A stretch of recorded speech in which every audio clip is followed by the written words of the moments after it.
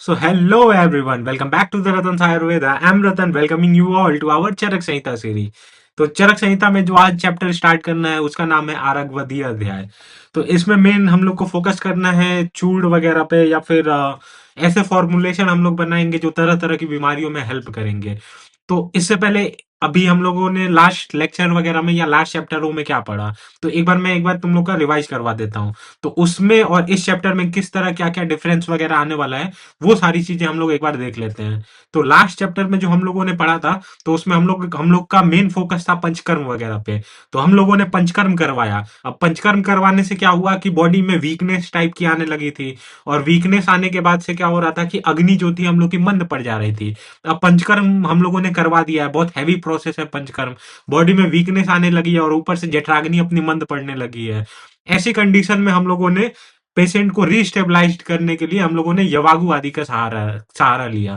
तो हम लोगों ने यवागु का निर्माण किया और पेया का निर्माण किया, जिसका उपयोग हम लोगों ने पेशेंट पे किया। और पेशेंट ने यवागु और पेया का सेवन किया, जिससे उसकी जठराग्नि जो थी वो पुनः दीप्त हो गई, पुनः भूख लगने लगी, पुनः खाना पचने लगा और पुनः जो उसकी बॉडी थी वो हष्ट पुष्ट होने लगी। तो ये पूरा प्रोसेस था। हम लोगों ने पिछले में मेनली हम लोग का फोकस था यवागु वगैरह से रिलेटेड, और पंचकर्म वगैरह में क्या क्या प्रोसीजर वगैरह होता है, उनसे रिलेटेड मेडिसिन यानी कि द्रव्य वगैरह कौन कौन से हैं, इन सारी चीजों पे हम लोगों ने बात किया था। लेकिन अभी हम लोग को बात करना है इसमें जो है, इसका मेन फोकस होगा हम लोग का उबटन या चूड़ आदि के बारे में। तो या तो देखो, इसमें हम लोग को बही परिमार्जन यानी कि शरीर के बाहरी लेप, उबटन और चूड़ का वर्णन किया गया है। और ये कौन कौन सी डिजीज में हेल्पफुल होगा, तो कुष्ठ हो गया, खुजली हो गया, विष हो गया, वात व्याधि हो गया, और तरह तरह की बीमारियों के बारे में हम लोग देखते जाएंगे, पढ़ते जाएंगे, और कैसे कैसे फॉर्मुलेशन वगैरह हम लोग बना सकते हैं। यानी कि उपटन के चूर्ण आदि के फॉर्म में या फिर बाहरी लेप वगैरह लगाने के फॉर्म में कैसा कैसा फॉर्मुलेशन हम लोग कौन कौन सी औषधियों का तैयार कर कर सकते हैं, ये सारी चीजें हम लोग को देखनी है। तो तुम लोग को क्लियर हो गया। तो देखो, मेनली औषधियां जो है हम लोग आगे पढ़ेंगे, तीन टाइप की औषधियां बताई गई हैं। एक तो अंत परिमार्जन होती है, और एक बहिर्परिमार्जन होती है, और एक शस्त्र प्रणिधान। तो मेनली हम लोग को फोकस करना है। हम लोगों ने अंत परिमार्जन, जो अंत परिमार्जन द्रव्य वगैरह है, अंत परिमार्जन औषधियां हैं, इन सारी चीजों का वर्णन हम लोगों ने पिछले अध्याय में देखा था। वही जो हम लोगों ने पंचकर्म आदि में जो भी मेडिसिन वगैरह यूज किया था, अंत परिमार्जन यानी कि शरीर के अंदर की शुद्धि हो रही है। लेकिन इस चैप्टर में हम लोग बही परिमार्जन औषधियों का प्रयोग करेंगे।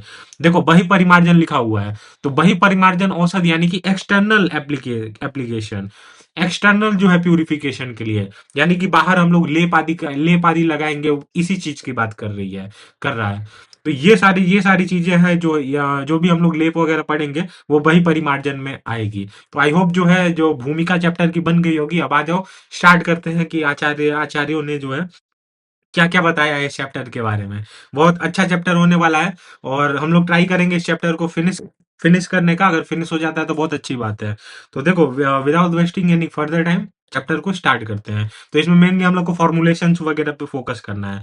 तो देखो, बहुत बढ़िया तुम लोग के लिए नोट्स बनाया हूँ। जैसे तुम लोग अगर बुक वगैरह में पढ़ने जाओगे ना, तो बुक वगैरह में क्या किया है कि दो दो श्लोक्स वगैरह को एक एक में मिक्स कर दिया, उसमें पता नहीं चल रहा है कि कौन से द्रव्य से कौन सी चीजें हो रही हैं। तो इसमें मैंने बहुत अच्छे अच्छे तरीके से एकदम नोट्स डिजाइन किया है, एकदम अपने हिसाब से, कि तुम लोग को बहुत बेटर बेटर समझ में आ सके। तो मैंने सारे जितने भी फॉर्मुलेशन है सबको तोड़ दिया है, कि कौन सा फॉर्मुलेशन कौन से डिजीज में हेल्प कर रहा है अलग अलग, और कैसे फॉर्मुलेशन तैयार होगा, ये सारी चीजें भी मैंने इस पर्टिकुलर नोट्स में डाल दी है। तो एक बार देख लो, एक बार मैं एक्सप्लेन कर देता हूँ चीजों को, और चीजों को समझते चलो, याद करते चलो। और ऐसा नोट्स वगैरह जो है वो खुद से भी बना सकते हो, प्रोवाइड कर सकते हो, नहीं तो मैं भी बाद में प्रोवाइड कर दूंगा। चलो आ जाओ, विस्तृत विवरण वगैरह के बारे में पढ़ते हैं। अब हम लोग स्टार्ट करते हैं सबसे पहले।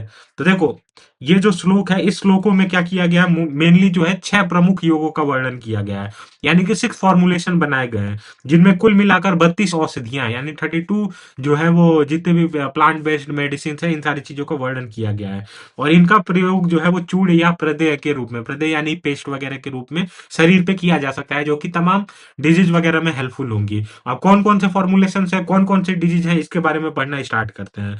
तो देखो, मेनली इसमें देखो नाम नाम है। तो मेनली हम लोग चाहे तो फोकस कर भी सकते हैं, श्लोक भी याद कर सकते हो, नहीं तो डायरेक्ट जो है फॉर्मुलेशन याद कर लो तो भी ठीक रहेगा।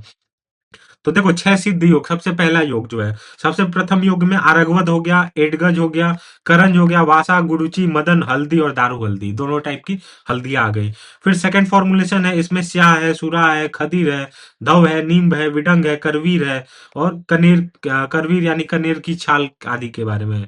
तो ये सारी औषधियां हैं, इनको मिला के द्वितीय योग बनाया है।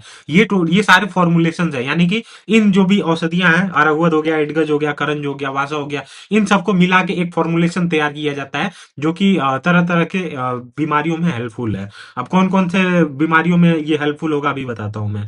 सबसे पहले योग देख लो, तो ये द्वितीय योग हो गया। तीसरा योग है भोजपत्र की ग्रंथियां, लहसुन, सिरिस, लोमस, गुगलू, कृष्णगंधा। तो जैसे देखो कुछ कुछ चीजें समझ में आ रही होगी तुम लोग को, हो सकता है कि कुछ कुछ चीजों को देखा होगा तुम लोगों ने अपने आसपास या कॉलेज वगैरह या घर के आसपास, अगर कुछ कुछ प्लांट लगे होंगे। लेकिन बहुत सारे प्लांट जो होंगे इसमें पर्याय वगैरह दिए हुए हैं, तो हो सकता है तुम लोग को समझ में नहीं आ रहा होगा। तो ऐसी जो मेन मेन चीजें हैं, इन सारी चीजों का मैंने शॉर्ट में लिख भी दिया है। जैसे देखो कृष्णगंधा हो गया, तो कृष्णगंधा सहजन को बोलते हैं। सहजन वही ड्रम स्टिक आती है लंबी लंबी। और ऐसे ही मैंने क्या है, खदीर खैर को बोला गया है। नींब हो गया, नीम को बोला गया है। तो ऐसे करके मैंने चीजों को एक्सप्लेन कर दिया गया है। तृतीय योग जो है वो भोजपत्र की ग्रंथियां, लहसुन, सिरिस, लोमस, गुगलू, कृष्णगंधा, ये हो गया तृतीय योग। अब चतुर्थ योग पे बढ़ चलते हैं। तो फड़िजक हो गया, वत्सक हो गया, सप्तपद हो गया, पीलू, कुष्ठ, सुमन प्रवाल। सुमन प्रवाल मतलब चमेली की कोमल पत्तियों के बारे में बोला जा रहा है। फिर पांचवा योग है वचा, हरेड़ू, त्रिवृत, निकुंभ, बल्लाता, गैरिक, अंजन। छठा योग है मनशिला, हड़ताल, गृहधूम, एला, काशीस, लूद्र, अर्जुन, मुष्ट, सर्जरस। तो ये सारे जो है वो फॉर्मुलेशंस वगैरह, 6 फॉर्मुलेशंस हैं। अब इनको कैसे प्रिपेयर करना है, इनकी निर्माण विधि क्या है, ये भी देख लो। तो जो भी फॉर्मुलेशंस है, इनको सबसे पहले गोपित्त या गोरोचन में पीसना या भावित करना है। तो देखो गोपित्त का मतलब हो गया कि काऊ के बाइल की बात कर रहा है यहाँ पे। तो इनको जो है, इनको फॉर्मुलेशंस को जो भी है कि गोपित्त आदि से जो है वो भावित कर देना है सबसे पहले। और फिर पूरा इसको पीस कर जो है इनका चूर्ण बना लेना है। फिर पीस के चूर्ण बनाने के बाद से क्या करना है, इनका प्रयोग करते समय सरसों का तेल मिलाकर जो है वो लेप तैयार करना है। यानी कि सबसे पहले गोपित्त हम लोगों ने मिलाया, भावित किया, फिर उसके बाद से पीस के हम लोगों ने चूर्ण बना लिया। अब ये जो फॉर्मुलेशंस हैं, इनको जो है वो सरसों के तेल में मिलाकर एक प्रदेह यानी कि लेप तैयार करना है। इनका चिकित्सा में क्या क्या उपयोग है, तो चिकित्सा में ये जो है वो कौन कौन सी डिजीज में हेल्पफुल है। तो कृच्छ साध कुष्ठ में, कुष्ठ तो पता ही है तुम लोग को, नया किलास वगैरह, वही ल्यूकोडर्मा विटिलिगो आदि। इंद्रलुप्त यानी कि एलोपेशिया, बाल्डनेस वगैरह हो रहा है इसमें। किटिप हो गया सोरोसिस वगैरह की कंडीशन में। दद्रु यानी कि रिंग वर्म लाइक कंडीशन में। भगंदर फिस्टुला हो गया, अर्श हो गया, अपची हो गया और पामा आदि जो भी डिजीज वगैरह है, इन सारे डिजीज में ये जो फॉर्मुलेशन है वो बहुत हेल्पफुल माने गए हैं। अब आ जाओ आगे बढ़ जाते हैं। अब मेन आ जाते हैं कुष्ठादि लेप के बारे में। तो कुष्ठादि लेप से पहले एक बार मैं ये एक्सप्लेन कर देता हूँ। देखो मैं लेप लेप बोल रहा हूँ, लेकिन हो सकता है लेप तुम लोग का क्लियर नहीं होगा। तो यहीं पे इसको लिख के एक बार क्लियर ही कर लेते हैं। तो देखो सबसे पहले है लेप। तो लेप क्या, कितने टाइप का होता है, लेप 2 टाइप का होता है। एक होता है प्रलेप और दूसरा होता है प्रदेह। ठीक है। एक होता है प्रलेप होता है और एक होता है प्रदेह होता है। तो प्रलेप और प्रदेह में क्या क्या क्या डिफरेंस आ जाता है। तो देखो पित्त वगैरह के विकार हैं, तो यानी कि अगर पित्त वगैरह अगर दोष से जो भी रोगी है वो पीड़ित है, तो ऐसे विकारों को दूर करने के लिए शीतल, पतले और सूख जाने वाले लेप का प्रयोग किया जाता है। शीतल, पतले और सूख जाने वाले लेप का प्रयोग किया जाता है, जिसे हम लोग प्रलेप बोलते हैं। तो देखो पित्तज विकार है, तो पित्तज विकार में क्या होता है, दाह दाह उत्पन्न होता है। इसके साथ साथ क्या होता है कि जलन वगैरह होता है। तो ऐसी कंडीशन में हम लोग शीतल, पतले और सूख सूख जाने वाले जो है, ऐसे हम लोग लेप का प्रयोग करते हैं। तो इसको प्रलेप बोला जाता है। और वहीं अगर कफज विकार है या वात विकार है, तो कफ और वात विकार को दूर करने के लिए मोटा, गरम और गीला, गीला यानी कि देरी से सूखने वाला जो है लेप का प्रिपरेशन तैयार किया जाता है। तो इसको प्रदेह बोलते हैं। तो इसको कैसे याद करोगे, तो प्रलेप हम लोग पित्तज विकारों में हम लोग हेल्प में ले रहे थे, जबकि प्रदेह था हम लोग प्रदेह को हम लोग मेनली कफज और वात विकारों में हम लोग हेल्प में ले रहे थे। तो देखो लेप के 2 टाइप हो गए। अगर शीतल शीतल अगर है, शीतल अगर लेप बना देंगे, शीतलता उसमें बनी रहेगी, ऐसे जो पित्तज विकारों को शांत करे वो प्रलेप हो जाते हैं, और जो कफ और वातज विकारों को शांत करते हैं वो प्रदेह हो जाते हैं। तो ये लेप लेप में बार बार बोल रहा था, हो सकता है तुम लोग का क्लियर नहीं होगा, इसलिए मैंने एक्सप्लेन कर दिया कि लेप के भी दो टाइप यहाँ पे बता दिए गए हैं। अब कुष्ठादि लेप, तो कुष्ठादि लेप का कुष्ठादि लेप में क्या क्या आते हैं, तो इन सारी चीजों में देख लो। सबसे पहले स्टार्ट है घटक द्रव्य, यानी कि कौन कौन सी चीजें आती हैं। अभी मैं सारी चीजें बताऊंगा कि कौन, देखो एक तरीके से ये फॉर्मुलेशंस बस हैं, बस फॉर्मुलेशन सुनते जाओ और कौन कौन सी डिजीज में ये यूजफुल हो रहे हैं और इनका प्रिपरेशन क्या है बस देखते जाओ। तो देखो कुष्ठ आदि लेप में जो सेकंड पॉइंट है, इसमें कूथ हो गया, हल्दी हो गया, दारू हल्दी हो गया, सूरज, पटोल, नीम, अश्वगंधा, देवदारू, सिगरू, सरसों, तुम्बरू, धनिया, वन्य, चंडा, इन सारे जो भी औषधियां औषधियां हैं, इनको सम भाग में यानी इक्वल पार्ट में लेना है। इसके बाद से प्रयोग विधि क्या है, तो इनका चूर्ण बना लेना है, और इसके साथ साथ प्रयोग के समय इसमें तक्र के साथ पीसना है, यानी कि जब हम लोग इसको यूज में लेंगे तो इसमें तक्र मिलाना है और तक्र के साथ पीसना है। फिर रोगी के शरीर पर सबसे पहले सरसों की तेल की मालिश करें। इसमें क्या था, पुराने वाले में था हम लोग उसी में तेल मिला दे रहे थे, लेकिन इस वाले जो फॉर्मुलेशन हम लोगों ने बनाया है, इसमें सबसे पहले रोगी के शरीर पर जो है वो उस शरीर पर तेल से मालिश कर देंगे। इसके बाद इस लेप का जो है वो उबटन करेंगे। उबटन यानी ऊर्ध्ववर्धन होगा, उस चूड़ जो भी लेप वगैरह बना हुआ है उसको शरीर पर रगड़ेंगे। फिर इसका लाभ क्या होगा, तो कंडू यानी खुजली वगैरह हो रहा है तो उसमें ये सारी चीजें हेल्पफुल होंगी। पीड़िका हो गया यानी फुंसी वगैरह हो गया, कोट हो गया, कुष्ठ हो गया, शोथ हो गया, स्वेलिंग वगैरह थोड़ा बहुत हुआ है तो उसमें जो है ये फॉर्मुलेशन बहुत हेल्पफुल हुआ है। तो देखो एक तरीके से तुम लोग क्या है, अब तुम लोग की चिकित्सा चालू हो गई है, अब तुम लोग ट्रीटमेंट सीख रहे हो धीरे धीरे। हालांकि तुम लोग हो सकता है कि बहुत सारी चीजें अभी पहचान नहीं रहे हो, लेकिन धीरे धीरे तुम लोग सेकंड प्रूफ में आओगे या फिर आगे बढ़ते जाओगे तो डीजी वगैरह में सारे सारे तुमको प्लांट्स वगैरह देखने को मिलेंगे, प्रैक्टिकल वगैरह होगा तो दिखाए जाएंगे, धीरे धीरे पहचानने भी लगोगे और तुम लोग ट्रीटमेंट स्टार्ट करने लगोगे। तो देखो ये तुम लोग का एक तरीके से बहुत इंपॉर्टेंट, चिकित्सा की दृष्टि से बहुत इंपॉर्टेंट है। हालांकि पेपर में क्वेश्चन वगैरह कम बनते हैं, लेकिन फिर भी जो है जो है चिकित्सा के पॉइंट ऑफ व्यू से बहुत इंपॉर्टेंट है। तो ये देखो ये सारे डिजीज में जो है ये हेल्पफुल होगा। फिर कुष्ठ आदि चूर्ण के बारे में बात कर लेते हैं। तो इनके अंतर्गत कौन कौन से घटक द्रव्य आते हैं, तो कुष्ठ यानी कूट हो गया, अमृता संग हो गया, कंठ कटेरी हो गया, यानी दारू हल्दी को देखो यहाँ कंठ कटेरी लिखा है। दो टाइप की हल्दी है, हल्दी और दारू हल्दी।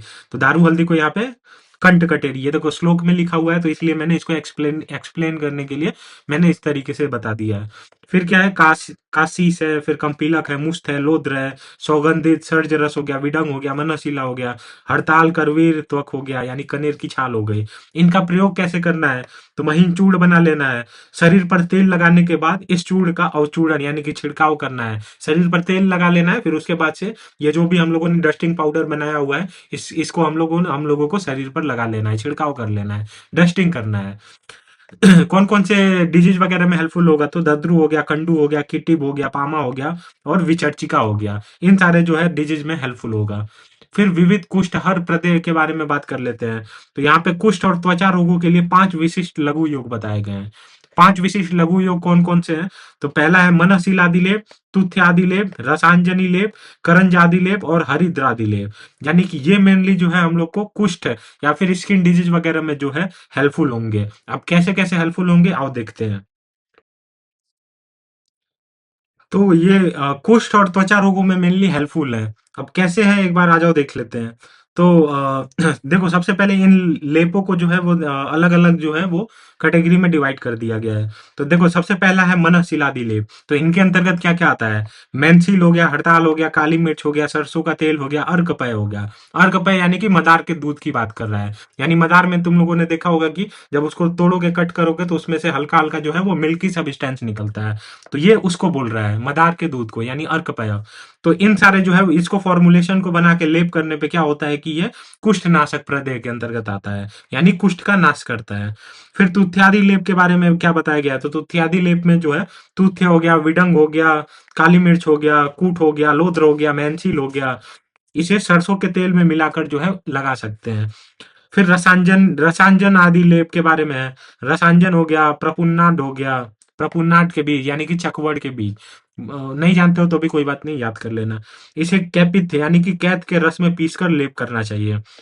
फिर करंज आदि के बारे में क्या बताया गया है, तो करंज बीज हो गया, एडगज हो गया, एडगज बीज हो गया, इसके साथ साथ कुष्ठ यानी कूत हो गया। इसे गौमूत्र में पीस कर लगाने पर जो है ये भी जो है कुष्ठ रोग नाशक है। तो ये एक तरीके से कुष्ठ रोग में हेल्प करता है, और इसे क्या है श्रेष्ठ प्रदेय बताया गया है। फिर हरिद्रादि लेप के बारे में क्या क्या आता है, दोनों हल्दी यानी हल्दी हो गया और दारू हल्दी हो गया। इसके साथ साथ कुटज बीज हो गया, करंज बीज हो गया, चमेली के पत्ते हो गए, है मारक यानी कि कनेर की छाल की बात कर रहा है। इसके साथ इस कनेर की छाल और जड़ का काष्ठ भाग और तिलछार, इसे गोमूत्र में पीसकर लेप करने से जो है कुष्ठ आदि का नाश होता है। तो ये जो था वो विविध कुष्ठ हर प्रदेय के बारे में था।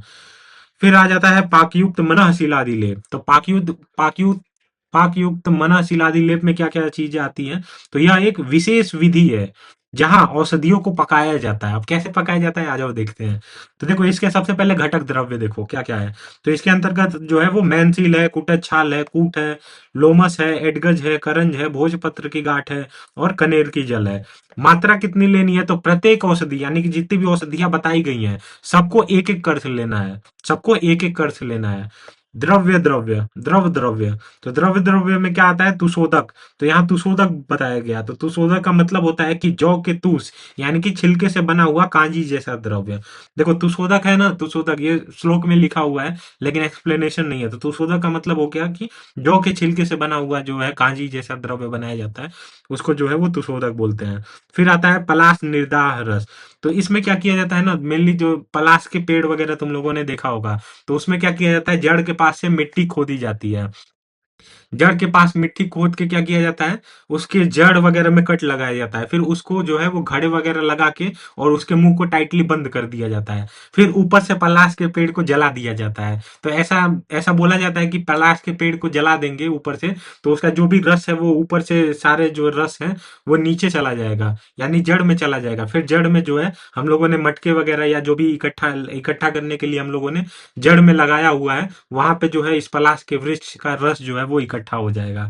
तो खैर आजकल ये सब कोई करता नहीं है, लेकिन इसमें बताया गया पला निर्दास रस का पूरा प्रोसीजर यही होता है। सबसे पहले मिट्टी खोद के उसके जड़ में कट लगा के कुछ ना कुछ कोई ना कोई चीजों से पैक कर देते हैं जिसमें इकट्ठा हो सके इसका रस, और ऊपर जो है वो पेड़ में आग लगा देते हैं। फिर ऊपर से जो भी रस वगैरह है वो नीचे जाके जो है वो इकट्ठा हो जाता है। फिर मात्रा कितना लेना है, एक आढ़क लेना है। जो भी द्रव्य वगैरह हम लोग ले रहे हैं इसकी मात्रा एक आढ़क यानी लगभग 6 सेर के आसपास आता है ये।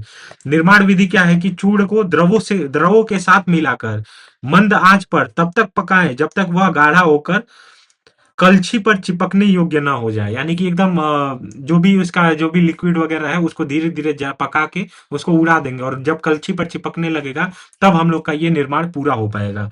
लाभ क्या होगा, तो ये भी जो है वो कुष्ठ यानी कि स्किन डिजीज वगैरह को जड़ से नष्ट करने वाला होता है। जड़ से नष्ट करने वाला निशूदन यानी श्रेष्ठ लेप माना गया है इसको।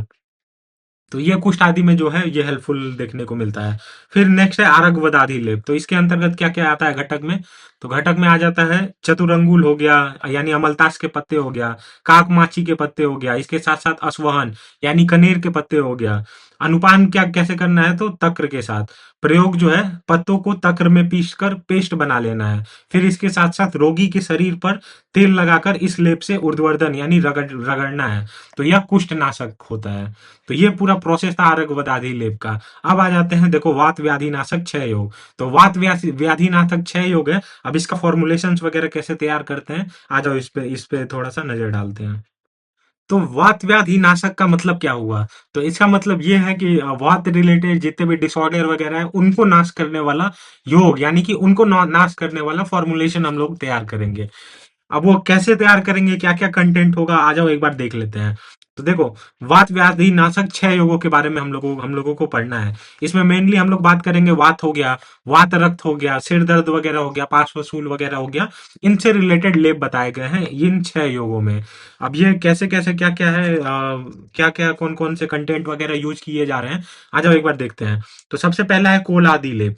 तो कोल आदि लेप के अंतर्गत क्या क्या घटक आते हैं ये देख लेते हैं। ये मेनली ये भी वात शामक होता है यानी कि वात वात रिलेटेड व्याधियां वगैरह है, वात रिलेटेड डिसऑर्डर हो गया है, शरीर में वात आदि बढ़ गया है, तो इनके प्रकोप में इसका यूज किया जा सकता है। तो घटक द्रव्य कौन कौन से हैं, तो सबसे पहला है कोल यानी बेर, कुल्थी, देवदारू, रासना, उड़द, अतसी यानी अलसी, तेल फल यानी कि एरंड आदि के तिल आदि का तेल हो गया। फिर कूट हो गया, वचा हो गया, सताहा हो गया, सौंफ, जौ का आटा हो गया। तो ये मेनली इसके कंटेंट है। इसके साथ साथ प्रयोग की बात किया जाए तो इन्हें अम्ल अम्ल यानी कि कांजी या सिरका आदि से अम्ल अम्ल से इसकी भावना देंगे। तो अम्ल आदि के साथ पीस कर गर्म करके जो है वो इसका लेप किया जा सकता है। और ये मेनली किस पे वर्क करेगा, तो वात रिलेटेड डिसऑर्डर पे वर्क करेगा, वात रोगों का नाश करेगा। फिर वातहर, वेस्वार और स्नेह लेप के बारे में एक बार देख लेते हैं। तो देखो इसमें दो टाइप का बताया गया है। तो देखो वेस्वार लेप के बारे में एक बार देख लेते हैं क्या बताया गया है। तो वेस्वार लेप के अंतर्गत जो है अनूप देश के जीवों और मछली के मांस का वेस्वार। तो वेस्वार मतलब हो गया कि बोनलेस मीट का पेस्ट।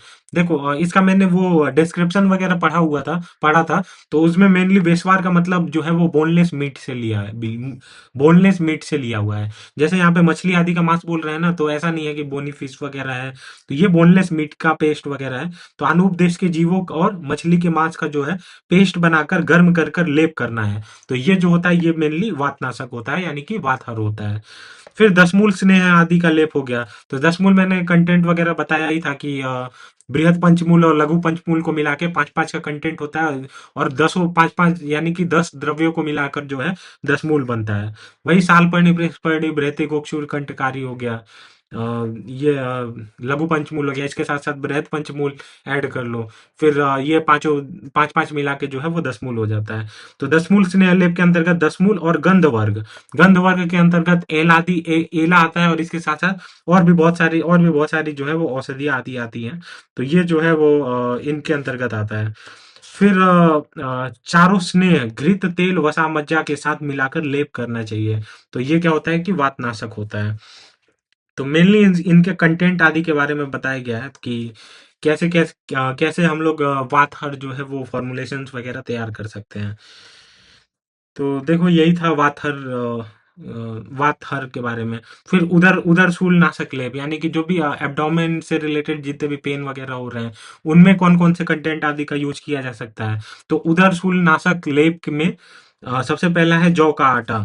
जौ के आटा के साथ साथ जो है वो यवच्छार, इसके साथ साथ तक्र यानी कि यव चूड़ हो गया। यव चूड़ यानी कि जौ का आटा हो गया। यव चूड़ के साथ यव छाड़ को तक्र में पीस कर उष्ण करके उदर पर लेप करना चाहिए। यानी कि यव चूड़ हो गया, यव छाड़ हो गया और तक्र में पीस लेना है इसे। और इसके बाद से इसको गर्म करना है और गर्म कर कर पेट पर लेप करना है। तो इससे क्या होता है कि जो भी उदर सूल वगैरह है उसमें जो है हेल्प मिलता है, यानी कि सूल का नाश हो जाता है, पेन में रिलीफ मिलता है। फिर वात लेप के बारे में क्या बताया गया। वात लेप में कूट हो गया, सौंफ हो गया, वचा हो गया, जौ का आटा हो गया। इसे तेल और अम्ल यानी कि कांजी आदि के साथ मिलाकर वात विकारों में प्रयोग कर सकते हैं। तो ये मेनली फॉर्मुलेशन बता रहा है कि पेन वगैरह हो रहा है, वात अगर बढ़ गया है, पेन वगैरह हो रहा है, तो उस पेन से राहत में कौन कौन से फॉर्मुलेशन हम लोग तैयार कर सकते हैं। फिर आ जाता है वात रक्त, गाउट। वात रक्त देखो मेनली गाउट गाउट से हम लोग रिलेट कर सकते हैं मॉडर्न के हिसाब से। तो वात रक्त के नाश के लिए कौन कौन से लेप का उपयोग किया जा सकता है। तो आ जाओ एक बार फॉर्मुलेशन देख लेते हैं। तो दोनों सताहा यानी कि सौंफ हो गया और सोया हो गया। इसके साथ साथ मुलेठी, उभे सताहे, मधुकम मधुकम यानी मुलेठी हो गया और महुआ हो गया। एक मधुकम का मतलब हो गया मुलेठी। ये जो मधुकम है इसका मतलब हो गया मुलेठी। और ये जो छोटी ऊ की मात्रा है ध पे, इसका मतलब हो गया महुआ। तो मुलेठी, महुआ, इसके साथ साथ बला हो गया, प्रियाल हो गया, कसेरू हो गया, विदारी कंड हो गया, सीतोपला यानी कि मिश्री की बात कर रहा है यहाँ पे। तो ये टोटल वात रक्त में जो है ये फॉर्मुलेशन हेल्प हेल्प लिया जाता है। तो मेनली देखो हम लोग चिकित्सा सीख रहे हैं, तो ये सारे कंटेंट वगैरह याद होंगे और इनका जो है फॉर्मुलेशन हम लोग तैयार करेंगे। कैसे तैयार करना है, तो इनका चूर्ण बनाकर घी के साथ मिलाकर लेप करना है। यानी सबसे पहले पाउडर फॉर्म में कन्वर्ट करेंगे और उसके बाद जो है उसको घी में मिलाकर लेप करेंगे जहां पे भी दर्द वगैरह हो रहा है। तो क्या करेगा ये, यह पवन सरक्त यानी कि वात रक्त आदि में उपयोगी रहेगा। तो वात रक्त में जो भी हम लोग को जो फॉर्मुलेशन हम लोगों ने तैयार किया है पेशेंट पे हम लोग यूज कर रहे हैं, तो इसमें जो है हेल्प हेल्प हम लोग को देखने को मिलेगा और वात रक्त का धीरे धीरे इफेक्ट जो है वो कम होता जाएगा। वात रक्त वेदना शामक, अगर वात रक्त से वेदना बहुत ज्यादा हो रही है, जैसे देखना कि फिंगर्स वगैरह में कई बार पेन वगैरह होने लगती है वात रक्त वगैरह के पेशेंट को, तो उस पेन में रिलीफ कैसे कराएगा, कैसे करना है। तो ये तो ठीक कर रहा था, और ये क्या करेगा, पेन में रिलीफ कराएगा। तो इनके अंतर्गत घटक द्रव्य कौन कौन से हैं?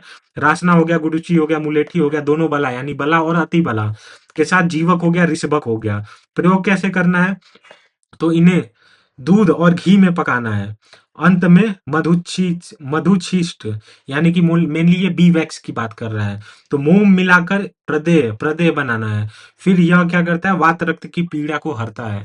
यानी कि देखो, अगर पेन वगैरह हो रहा है वात रक्त से रिलेटेड है, तो हम लोग ये फॉर्मुलेशन का यूज कर सकते हैं। रासना, गुडुचि, मुलेठी, बला, अतिबला, जीवक, ऋषभा, और इनको क्या करेंगे हम लोग, इन्हें दूध और घी में पकाएंगे, और इसके साथ साथ इसमें क्या करेंगे, बी वैक्स को मिलाएंगे, मोम को मिलाएंगे, और ये सारे चीज मिला के हम लोग प्रदेय को तैयार करेंगे।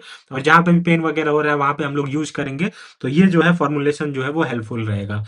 फिर वात रक्त और सिरासूल लेप में, तो वात रक्त के लेप में क्या बताया गया है कि गेहूं का आटा हो गया, बकरी का दूध हो गया, इसके साथ साथ घी आदि का लेप करें। तो देखो, वात रक्त के बारे में हम लोग के पास तीन कॉम्बिनेशन आ गए। एक तो वात रक्त नाशक लेप आ गया, एक वात रक्त वेदना शामक हो गया, और एक वात रक्त हो गया। तो देखो, सबसे पहला था वात रक्त नाशक लेप, तो इसमें हम लोग बहुत सारे कॉम्बिनेशन यूज कर रहे थे। लेकिन अगर किसी के पास ये नहीं है, तो आचार्य ने ऐसा नहीं बोला है कि तुरंत हड़बड़ा जाओ। उन्होंने सिंपल ऐसी चीज भी बताई है जो सबके घर में यूज हो जाता है। जैसे वात रक्त में ये लेप बताया है, गेहूं का आटा सबके घर में मिल जाता है, बकरी का दूध गांव वगैरह में आराम से बकरी वगैरह जो रहती हैं, बहुत सारे लोग पाले रहते हैं, मिल जाता है। इसके साथ साथ घी जो होता है, घर घर में घी मिल जाता है। तो ऐसा नहीं है कि जिसके पास ये वाले साधन नहीं है वो कुछ कर ही नहीं सकता है। तो आचार्यों ने दिमाग लगाया है और भी फॉर्मुलेशन, एक बीमारी के लिए तरह तरह के फॉर्मुलेशन वगैरह बनाए हैं। तो इनका लेप का वर्णन किया गया है। फिर सिरासूल यानी कि हेडक वगैरह हो रहा है, तो इसमें नत हो गया, उत्पल हो गया, चंदन हो गया, कूत हो गया, इसे घी के साथ मिलाकर सिर पर लेप करने के लिए बताया है।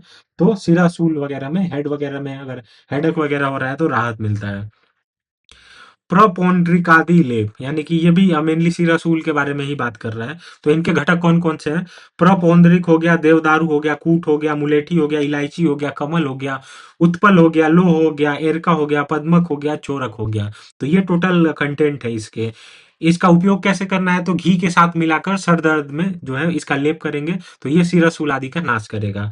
फिर नेक्स्ट है पार्श्वसूल नाशक लेप, यानी कि फ्लैंक पेन में जो है हेल्पफुल होगा ये। इसके घटक द्रव्य क्या क्या है? रासना हो गया, दोनों हल्दी यानी हल्दी और दारू हल्दी के साथ, नलद हो गया, सौंफ हो गया, दोनों देवदारू यानी देवदारू और सरल की बात कर रहा है, मिश्री हो गया, और जीवंती मूल हो गया। तो ये इसका कंटेंट है। प्रयोग कैसे करना है? तो घी और तेल में मिलाकर गुनगुना करके पसली के दर्द में लेप करना है। देखना, मेनली जो वात वगैरह से रिलेटेड डिसऑर्डर है उसमें हम लोग क्या कर रहे हैं, स्नेह प्रदान कर रहे हैं, क्योंकि वात और कफ अपोजिट चलते हैं। तो अगर स्नेह गुण बढ़ेगा तो धीरे धीरे वात शांत होगा। इसलिए मोस्टली जगह हम लोग तेल और घी आदि का यूज कर रहे हैं।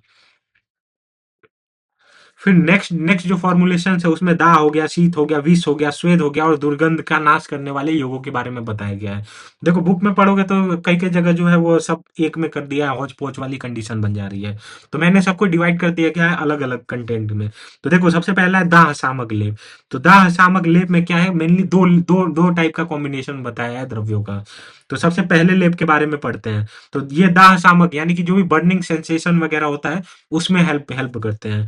तो लेप वन में आता है शैवाल हो गया, पद्म हो गया, उत्पल, वेत्र, तुंग, प्रपौंदरिक, मृडाल, लोद्र, प्रियंगु, काले, चंदन। इसे कैसे यूज करना है? तो घी के साथ मिलाकर लेप करना है। तो यह जो है वो ठंडा आदि करने वाला, यानी कि कहीं भी दाह आदि हो रहा है तो वहां पे ये शांत शांत करता है चीजों को। फिर दूसरा है सीता हो गया, सीता यानी कि मिस्री आदि की बात कर रहा है। लता, वेतस, पद्मक, मुलेठी, इंद्री, नलीन, दूर्वा, यवास मूल, कुश, उक्कास, जल, एरका, यह भी जो है वो दाह को शांत करता है। इसके साथ साथ शीत और विष नाशक लेप के बारे में आ जाओ देख लेते हैं। तो सबसे पहले शीतनाशक। तो शीतनाशक लेप में क्या क्या आता है? शैले हो गया, एला, अगरू, कूट, चंदा, नत, त्वक, देवदारू, रासना, यह लेप जो होता है वो ठंड को शीघ्र नष्ट करता है, यानी मेनली जो है वो उष्णता प्रदान करता है। इसके साथ साथ विषनाशक में तो सबसे पहले सीरिस याद ही कर लो, सीरिस बहुत अच्छा विषनाशक होता है। सीरिस के साथ और क्या बताया गया है, सिंधुवार, सिंधुवार यानी कि निर्गुंडी का लेप। मेरे कॉलेज में निर्गुंडी के बहुत सारे पेड़ है, हो सकता है कि आप लोगों के यहाँ भी पाए जाते होंगे निर्गुंडी का, तो आप लोग देख सकते हैं। इसके साथ साथ सीरीज यानी निर्गुंडी और सीरीज का लेप करने पे विष यानी कि पॉइजन आदि को नष्ट कर देता है। फिर नेक्स्ट आ जाते हैं स्वेद और दुर्गंध नाशक लेप। देखना कई कई लोगों को क्या होता है कि पसीने वगैरह आते रहते हैं, यानी हाथ हाथ में भी पसीने आते रहते हैं। कोई जैसे क्रिकेट खेलने गए तो बैट पकड़ लिए तो बैट पूरा पसीना पसीना हो जाता है, या फिर ऐसे टहलने भी निकल निकल रहे हैं तो हाथ वगैरह में या फेस वगैरह पे बहुत ज्यादा पसीना आ रहा है। तो ऐसी कंडीशन में क्या क्या फॉर्मुलेशन बताया गया है, तो स्वेद हर के लिए सीरिस हो गया, लामज्जक हो गया, हेम हो गया, लोद्र हो गया। इसका प्रघर्षण यानी कि उबटन करने पे उर्ध्वर्तन करने से त्वचा दोष और पसीना जो होता है वो दूर होता है। तो ऐसी पेशेंट की कंडीशन में ये फॉर्मुलेशन हम लोग यूज कर सकते हैं। क्या यूज कर सकते हैं, सीरिस, लामज्जक, हेम, लोद्र। तो ये बहुत अच्छा फॉर्मुलेशन है। इसके साथ साथ दुर्गंधर यानी कि किसी की बॉडी से, किसी के स्वेद आदि से जो है वो दुर्गंध आती है, तो ऐसी कंडीशन में हम लोग पत्र यानी कि तेज पत्र की बात कर रहे हैं, तेज पत्ता भी बोलते हैं कई जगह। अम्बू हो गया, लोद्र हो गया, उभय हो गया, चंदन हो गया। तो इन सारे का कॉम्बिनेशन यूज कर कर इसका प्रदेश शरीर की दुर्गंध को हटता है। तो इसका कॉम्बिनेशन बना के अगर हम लोग शरीर पे लगाएं तो जो भी दुर्गंध वगैरह आ रही है बॉडी से उसमें जो है हेल्पफुल देखने को मिलेगा, और पेशेंट जो है वो धीरे धीरे ठीक होना चालू कर देगा और दुर्गंध का नाश करेगा। तो ये कॉम्बिनेशन था स्वेद और दुर्गंध का। और कुल मिला के देखो इतने सारे फॉर्मुलेशंस मैंने बता दिए। अब चैप्टर धीरे धीरे समाप्ति हो गया है। अब देखो लास्ट अध्याय के उपसंहार कंक्लूजन में क्या बोलते हैं। इस आरग्वधीय अध्याय में सिद्ध और महर्षियों द्वारा पूजित भगवान आत्रेय के जगत के हित के लिए विविध रोगों को नष्ट करने वाले 32 सिद्धतम चूड़ और प्रदेहों का वर्णन मिलता है। यानी कि देखो हम लोगों ने स्टार्ट किया था सबसे पहले चीजों को समझने से, तो पहले अध्याय में तो हम लोगों ने चीजों को बहुत अच्छे से समझा। फिर दूसरे अध्याय में आए तो हम लोगों ने पंचकर्म वगैरह पे फोकस किया, जितने भी द्रव्य वगैरह यूज यूज होते हैं, चाहे वो नस्य में हो गए यानी सिरो विरेचन में हो गए, या वमन में हो गए, वस्ती में हो गए। वस्ती में भी हम लोगों ने अनुवासन बस्ती देखा, फिर नॉर्मल स्नेह अनुवासन यानी स्नेह बस्ती आदि देखा। फिर उसके बाद से हम लोग इस पे चले गए थे, किस पे, हाँ, ये विलेपी, मंडपेय आदि इन सारी चीज़ों पे हम लोगों ने चर्चा किया, और यवागु का निर्माण किया लास्ट में। तो यवागु का निर्माण क्यों किया, क्योंकि पेशेंट का बल क्षण क्षीण हो रहा था, अग्नि अग्नि जो है वो प्रज्वलित नहीं हो पा रही थी, जठराग्नि मंद पड़ गई थी। तो यवागु का निर्माण किया और धीरे धीरे जो है पेशेंट को हम लोगों ने रिकवर कराया यवागु से। फिर अब इस चैप्टर में हम लोगों ने बही परिमार्जन, हम लोगों ने लेपो के बारे में चर्चा की। तो बही परिमार्जन यानी कि शरीर पे बाहर से हम लोग को यूज होने वाले हैं। तो इसमें टोटल हम लोगों ने 32 जो है सिद्धतम चूड़ प्रदेहों के बारे में पढ़ा, और तरह तरह तरह की बीमारियों का हम लोगों ने नाश किया। अब क्या हम लोग का प्रोसीजर चला था, आ जाओ एक बार देख लेते हैं। तो हम लोगों ने स्टार्ट किया था 6 योग से। तो यहाँ पे हम लोगों ने 6 ऐसे कॉम्बिनेशन पढ़े जो कि कौन कौन सी चीजों में हेल्पफुल थे। तो कृच्छ, साध्य, कुष्ठ, नया किलास, इंद्रलूप, किटिव, दद्रु, भगंदर, अर्च, अपची और पामा। इंग्लिश में लिख दिया, देख लेना। तो ये सारे जो है डिजीज में हम लोग जो है वो इन योगों का हम लोग सहारा ले रहे थे। फिर कुष्ठ आदि लेप के बारे में हम लोगों ने चर्चा की, और इन इन द्रव्यों का उपयोग करके इक्वल पार्ट में औषधि लेके हम लोगों ने कुष्ठ आदि लेप बना दिया। और इनका जो लाभ हम लोग को कंडू, खुजली आदि में, कोई फुंसिया वगैरह हो गई है, कोट हो गया है, कुष्ठ हो गया है, स्वेलिंग वगैरह है, इसमें हेल्प हम लोग को देखने को मिला। फिर हम लोगों ने कुष्ठ आदि चूर्ण लिया यानी डस्टिंग पाउडर लिया। तो उसमें हम लोग लगा रहे थे, इसमें हम लोग क्या क्या कर रहे थे, तो इसमें हम लोग शरीर पर तेल लगाने के बाद शरीर पर तेल लगा देंगे और डस्टिंग करेंगे, छिड़काव करेंगे इन सारे औषधियों का जो है चूर्ण बनाकर। फिर हम लोगों ने तमाम जो है वो कुष्ठहर प्रदेय देखे। तो इसमें हम लोगों ने मनःशिलादि लेप, तुथ्यादि लेप, रसांजन आदि लेप, करंज आदि लेप, हरिद्र आदि लेप। तो ऐसे कर करके हम लोगों ने फॉर्मुलेशन बनाए जो कि कुष्ठ में हेल्पफुल थे। कुष्ठ यानी कि मेनली बहुत सारे कुष्ठ के अंतर्गत बहुत सारी चीजें आती हैं, मेनली तुम लोग स्किन डिजीज आदि से रिलेट कर सकते हो। फिर पाक मनशील आदि लेप हम लोगों ने बनाया, ऐसा पाक किया। तो पाक में हम लोगों ने इन सारे द्रव्यों का उपयोग किया, और यह भी जो है वो कुष्ठ को जड़ से नष्ट करने वाला माना जाता है। इसमें हम लोगों ने एक पॉइंट पढ़ा था, पलाश निर्दार रस। तो पलाश निर्दार रस मैंने बताया कि पेड़ पेड़ के जड़ को हम लोग कट करेंगे और जमीन की मिट्टी खोदेंगे, पेड़ के जड़ को कट करेंगे और उसको किसी कंटेनर आदि से पैक कर देंगे। फिर ऊपर का जो है पूरा पेड़ जला देंगे, और जो ऊपर का जो भी रस रहेगा पेड़ का, वो जाके उस कंटेनर में, उस प्लास्टिक में, उस बैग में इकट्ठा हो जाएगा, और इसे ही क्या बोला गया है, पलाश निर्दाह रस। फिर इससे हम लोग इस द्रव्य को जो है वो मिलाकर मंद आंच से पकाएंगे, और जब गाढ़ा हो जाएगा तो उसका हम लोग उपयोग करेंगे। फिर आरक व दादी लेप के बारे में हम लोगों ने पढ़ा। तो इसके अंतर्गत हम लोगों ने इन सारे द्रव्यों का उपयोग किया, और हम लोगों ये भी कुष्ठनाशक ही था। फिर वात वात व्याधि नाशक हम लोगों ने 6 योगों के बारे में पढ़ा। पोलादि लेप हो गया, वात, हर, वेशवार और स्नेह लेप हो गया। तो वेशवार लेप के बारे में हम लोगों ने पढ़ा। उसमें वेशवार का मतलब मैंने बताया कि बोनलेस मीट के बारे में बात कर रहा है। आनुप जीव और मछली के मांस को मिलाकर जो है बनाया जाता है, गर्म कर कर लेप बनाया जाता है, जो कि वातनाशक होता है। फिर 10 मूल स्नेह लेप के बारे में मैंने बताया। फिर उदरशूल नाशक लेप के बारे में बताया, कि जो भी एब्डोमेन एब्डोमेन पेन वगैरह हो रहा है, तो उन सारी चीजों में, इन सारे चीजों को लेप करने से, गर्म कर कर पेट पर लेप करने से हेल्प हेल्प देखने को मिलता है। फिर वात रक्त यानी गाउट वगैरह की कंडीशन है, तो इसमें हम लोग ये सारी जो है ये सारे जो द्रव्य बताए गए, इनका हम लोग एज ए मेडिसिन यूज कर सकते हैं। फिर वात रक्त वेदना शामक लेप में इन सारी चीजों का, वात रक्त और सिरासुल, तो वात रक्त में मैंने बताया कि ये घर में भी मिल जाता है, यूज किया जा सकता है। सिरासुल में इन सारे कंटेंट का यूज करेंगे। प्रोपॉन्ड्रा प्रोपॉन्ड्रिकादि लेप, ये सिरासुल आदि में जो है इनका प्रयोग किया जाता है। पार्श्वशूल नाशक लेप फ्लैंक पेन में यूज किया जाता है। फिर हम मैंने बताया कि दाह शामक लेप, यानी कि अगर बर्निंग सेंसेशन वगैरह हो रहा है कहीं पे भी बॉडी में, तो वहां पे पहला लेप मैंने बताया, 2 टाइप के लेप बताया, इन दोनों लेपों का उपयोग किया जा सकता है। फिर शीत और विषनाशक लेप के बारे में बताया। तो शीतनाशक लेप ये थे, तो ये जो भी कोल्ड सेंसेशन वगैरह है, इन सबको शीघ्र ही नष्ट कर देंगे। विषनाशक में मैंने दो दो ड्रग बताए। सीरिस हो गया, सिंधुवार यानी निर्गुंडी का लेप हो गया। ये दोनों जो है वो विष का नाश करते हैं, पॉइजन का नाश करते हैं। फिर स्वेद और दुर्गंध के ट्रीटमेंट का मैंने बताया, कि अगर किसी को बहुत ज्यादा स्वेद आदि आ रहे हैं, तो सीरीज, लामज्जक, हेम और लोध्र का प्रयोग किया जा सकता है। अगर बॉडी से दुर्गंध आदि आ रही है, तो पत्र हो गया, अम्बू हो गया, लोध्र, अभय हो गया और चंदन, इनका जो है वो, इनका प्रत्यय जो है वो दुर्गंध को हटता है। और इसी के साथ तुम लोग का ये चैप्टर खत्म हुआ।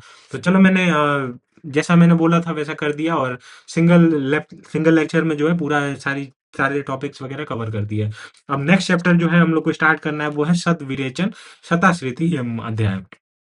तो हालांकि ये बड़ा है, देखो तुम लोग का अगर सपोर्ट रहा तो मैं धीरे धीरे पढ़ा के खत्म कर दूंगा, लेकिन अगर सपोर्ट नहीं रहा तो फिर मेरा भी मोटिवेशन वगैरह डाउन होता है। तो कुछ ना कुछ कमेंट वगैरह कर दो, और चलो इस लेक्चर को इतना ही रखते हैं। कोई भी डाउट्स वगैरह, क्वेरी वगैरह है तो इंस्टाग्राम पे फॉलो कर लो, ऐसे भी फॉलो कर लो यार, अपडेट वगैरह मिलते रहते हैं। और टेलीग्राम ज्वाइन जरूर कर लेना, डिस्क्रिप्शन में लिंक दे दूंगा। वहाँ पे तुम लोग को सारे अपडेट्स वगैरह, क्लासेस वगैरह से रिलेटेड मिलती रहती है। और बाकी इंस्टा पे फॉलो कर लो, और कुछ ना कुछ कमेंट कर देना जो भी है। कोई डाउट्स वगैरह होगा तो वो भी पूछ सकते हो, इंस्टा पे कांटेक्ट कर लेना। ठीक है, चलो फिर मिलते हैं नेक्स्ट लेक्चर में, तब तक के लिए जय हिंद गाइस।